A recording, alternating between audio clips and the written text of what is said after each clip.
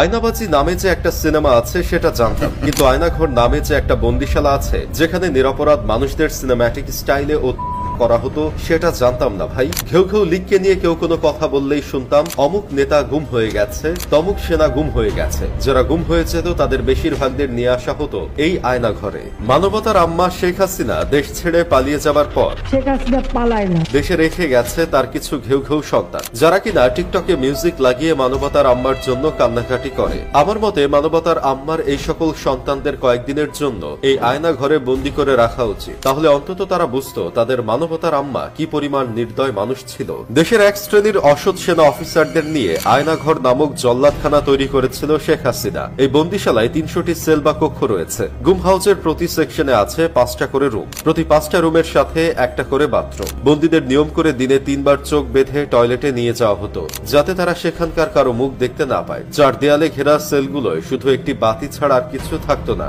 সেলের একমাত্র প্রবেশ